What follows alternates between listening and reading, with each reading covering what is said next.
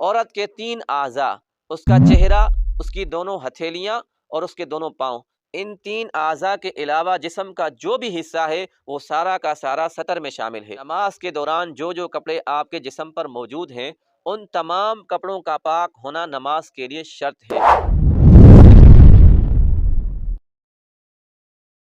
میں نے لکھا ہے مفتی صاحب السلام علیکم، میرا سوال یہ ہے کہ نماز کے شرائط میں سے ایک شرط ہے سطر کا چھپانا، تو سطر سے جسم کا کون سا حصہ مراد ہے جس کو چھپانا نماز کے لیے فرض ہے؟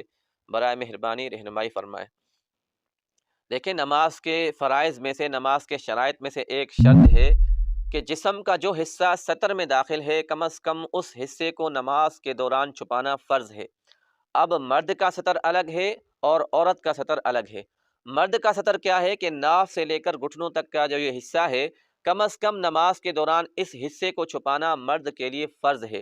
اگر اس میں سے کوئی حصہ نظر آ گیا تو اس بندے کی نماز نہیں ہوگی۔ اور عورت کا سطر کیا ہے؟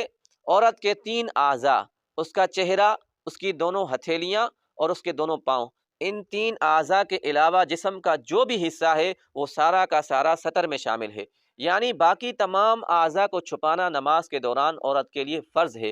اگر عورت کا سر کھل گیا یا کوئی اور جسم کا حصہ کھل گیا تو اس عورت کی نماز نہیں ہوگی۔ اب اس میں دو چیزیں اور بھی سمجھ لیں کہ جب آپ سطر چھپاتے ہیں تو کوئی ایسا کپڑا استعمال کریں جس کپڑے سے آپ کے جسم کی رنگت بھی محسوس نہ ہو۔ بعض مرتبہ خواتین ایسے کپڑے پہنتی ہیں یا بعض مرد حضرات بھی ایسے کپڑے پہنتے ہیں جو اتنے باریک ہوتے ہیں کہ ان کپڑوں سے ان کے جسم کی رنگت بھی محسوس ہوتی ہے۔ جب آپ ایسا کپڑا پہنیں گے اس کا مطلب آپ کا سطر چھپا ہوا نہیں ہے۔ دوسری چیز یہ ہے کہ آپ کپڑا جب پہنتے ہیں تو وہ کپڑا چست نہ ہو، جسم کے ساتھ چپکا ہوا نہ ہو، کیونکہ جب آپ کوئی ایسا کپڑا استعمال کریں گے جو جسم کے ساتھ چپکا ہوا ہوگا تو اس کپڑے سے آپ کے اعضاء کی جو ساخت ہے وہ بھی محسوس ہوگی، تو گویا کہ آپ کا سطر ڈھکا ہوا نہیں ہے۔ تو مرد ہو یا عورت کم از کم ایسا کپڑا پہنے جس سے اس کے اعضاء کی رنگت بھی محسوس نہ ہو اور اس کے اعضاء کی جو ساخت ہے وہ بھی محسوس نہ ہو۔